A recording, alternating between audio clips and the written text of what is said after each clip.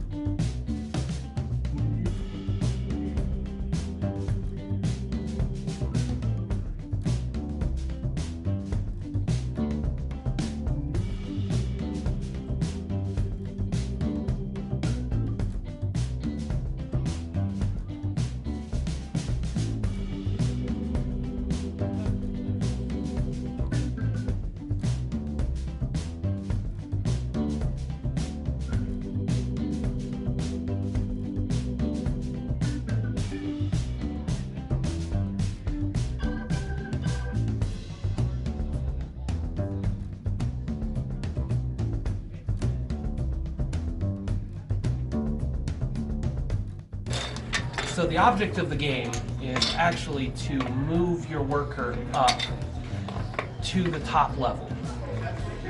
So you want to win the game, your goal is to move from the second tier to the third tier on your move action. And that wins the game. For your turn, you actually just you move your person one space and then you build one of these city pieces.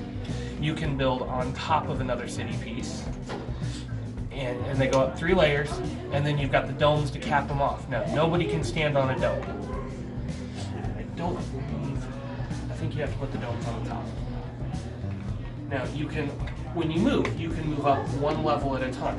So you have to climb in order. But you can always jump down from where you're at. So if you're here and you want to jump down, you can jump down. Okay. You don't have to be on the level below or the same level that you're building on. So say your opponent's sitting there, you're like, I'm over here. You can move diagonal as well.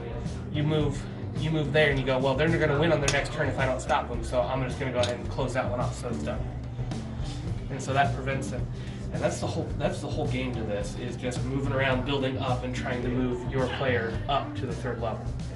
Now, if for some reason you do get on a 3rd level, not by moving up, and you move to the next one, that's not a win. You have to move from the 2nd level to the 3rd level to win. So just one time getting one character? Just moving from 2nd level to 3rd level wins the game. Wow.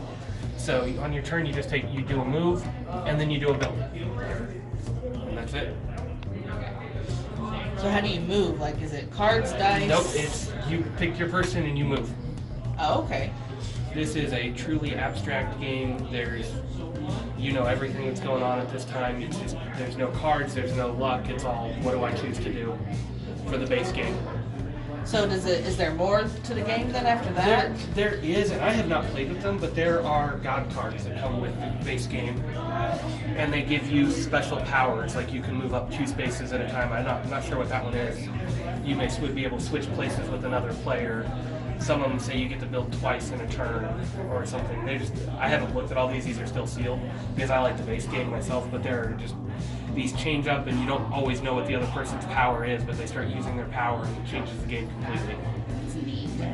So what's with the other colors in there in the yellow? I think you can play 4-player, and this was the expansion that came with the base game. So it just adds a few more of these and adds a different way to win.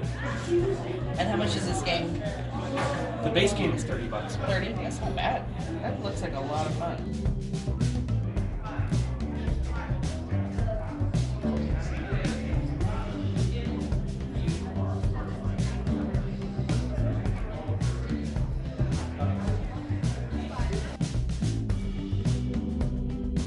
read aloud every day, about 30 minutes.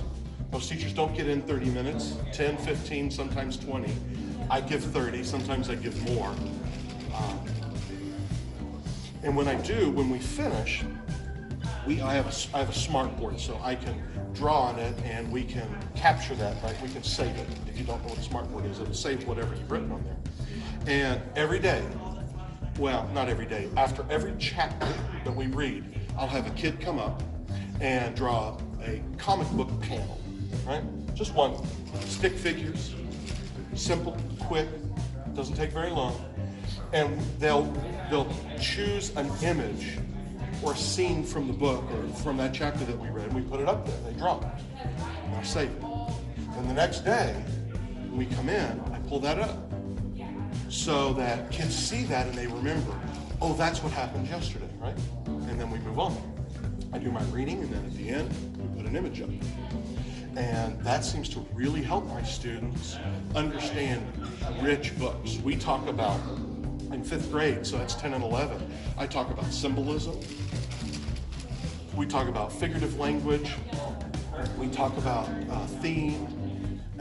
Some really rich, I mean, we don't usually talk about symbolism in 5th grade, right? But my kids understand it. They understand that, oh, this is really a symbol for something else. And this really means this, and they can have those conversations, right? After every read aloud, I give my kids a 15 question multiple choice and then 5 or 6 essays. And they do it every single time. Write huge paragraphs. What was the motivation of this character to do what they did? And use text evidence. They can do it. And they enjoy doing it.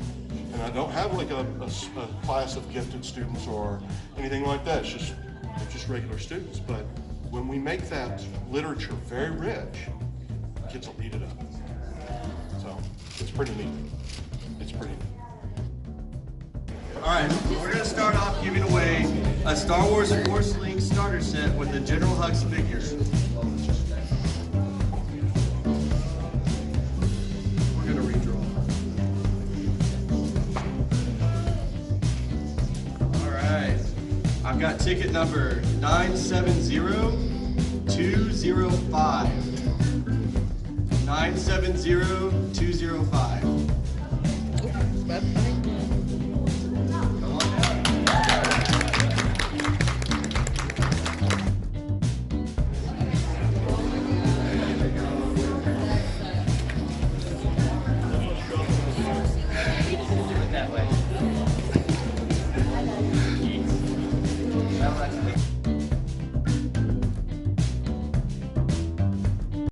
All right, so that was actually pretty neat to check out. Yeah, that was pretty neat. And this was, did you say this was the first This was year? the inaugural run of it. Which is kind of cool because it's something that you hope keeps going so that you can see how much it grows and everything. And then you can be like, oh, hey, yeah, see this? 2018? Yeah. We were there from the start. It's like when we went to Dragon Fest for its 2nd year.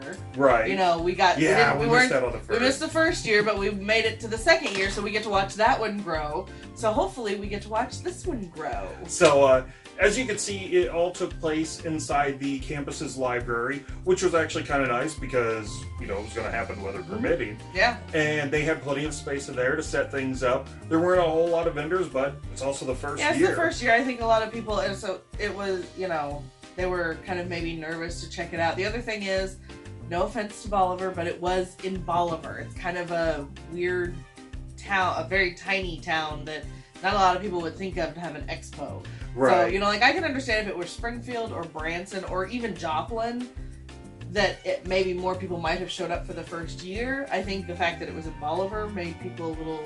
Because compared to Springfield, Bolivar is a smaller town, so... Yeah. But having grown up in a small town myself, I even told her that if I had grown up in Bolivar, you know, and this was going on, I mean, I would have spent like the whole day there just because. It was $1 admission, and it was not an advance, or it was, you bought it at the door, you couldn't get advance tickets, and it was $1.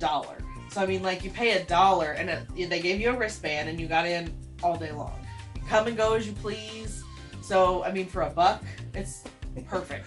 Now that board games, was it Santorini, I believe it was called? Yes. We actually did go over to the shop. We did, The shop had a booth there. C&K Toys. And so we actually went over to the shop there in Bolivar, and we picked up our own copy of that because that was a lot of fun. That game was so much fun. So easy to pick up. I mean, it was one of those, the rule, again, like most board games, the rules make it sound incredibly difficult. But, like, it was so easy, like, within 2 seconds, you could pick up the game and just figure it out. And being able to try it out there really helped. Yes. Because when she's talking about the rules seeming difficult, that's when you're, like, reading the rule list. When you have somebody there telling you, oh yeah, no, it's this easy. It's like, well, that makes a lot more sense. Which it also taught us something, because we are still new to this whole con thing, because VisionCon was our first real convention. We did learn that if they actually have board games being played, go play them. Because we walked by the rooms at VisionCon that had the board games being played, but we didn't go in and check them out. Of course, we had a lot of other things going on there. But that's when we learned, we're like, hey, maybe we actually should check these out, because we can put our hands on a game and, you know, actually play it. And, of course, there was a lot of other stuff going on there.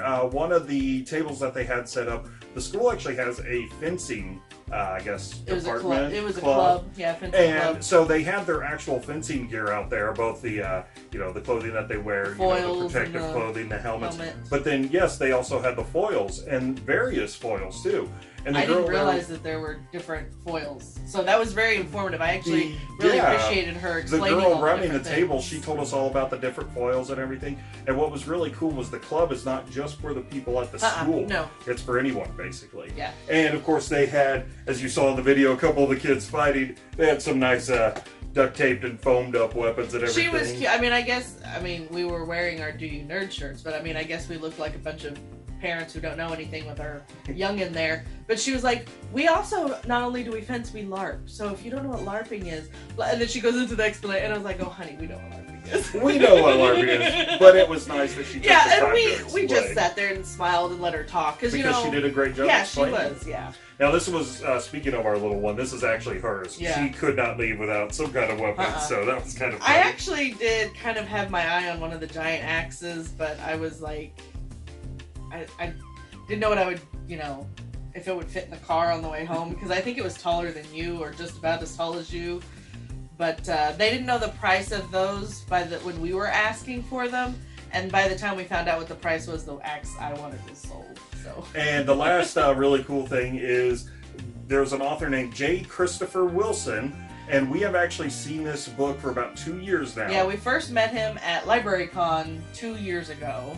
And then we saw him again this last time we went to LibraryCon, and then this last time we went to VisionCon. So we finally picked up a copy of his book. This is the first one, Wards of, I apologize if I mess up the name. We should have asked him.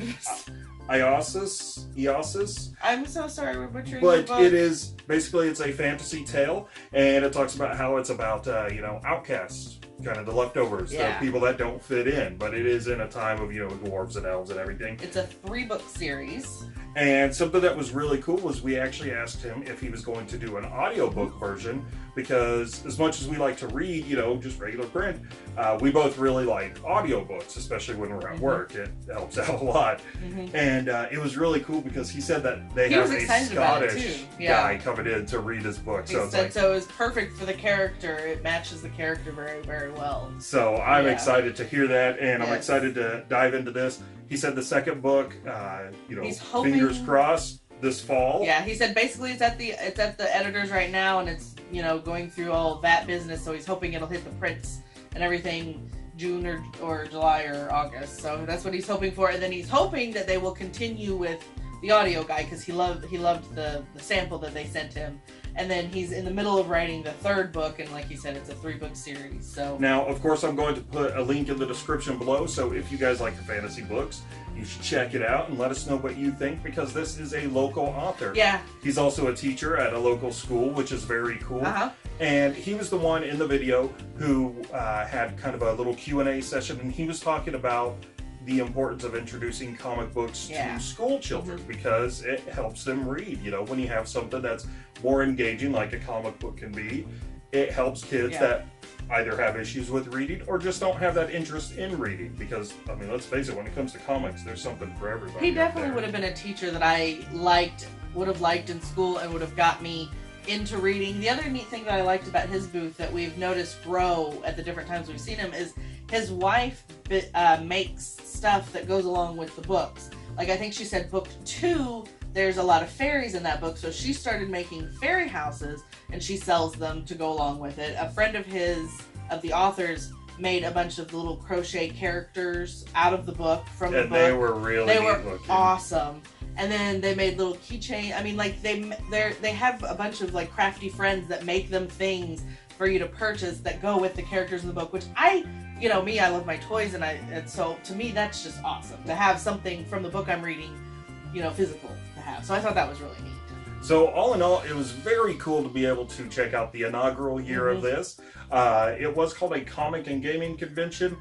I was hoping to see a little more comic book stuff. We didn't see a lot of comic stuff. I was more surprised gaming. Comic Cave didn't have a booth up there. I don't know if there was like a scheduling conflict or not, but it will be very cool to see how this grows because it looks like a lot of people were having fun there. You guys saw some cosplayers of the videos. Yeah, they had cosplayers. People they had a were bunch of excited neat to stuff. be there, and we finally got a book. Yes. And I'm excited to see it next year already. Yeah, they had a bunch of neat stuff. Some stuff we didn't have time to check out because we were it was a long drive for us. But they had an escape room. They had a photo booth. They had VR. Help me out here. What's the word I'm thinking of? Not examples, but Activities. Demos. Demos. There you go. They had VR demos, HTC Vive demos. A lot of fun stuff. But anyway, it just goes to show, guys, even when it's something small, get out there, show them some support, let them know that there is an interest for stuff like that, and help that stuff grow. Yes. It helps the local businesses, it helps them, and it helps people get into it. Like the girl that was talking about LARPing, it's a way for people to reach out and find people with like-minded interests. Yep. So yeah, get out there and support that and watch them grow, watch them become like super awesome things year after year. Yeah, we definitely look forward to checking it out next year. So, all right, well, I'm going to read the book if you don't beat me too badly. She's going to beat me too badly. What is this? A foaming. Yeah!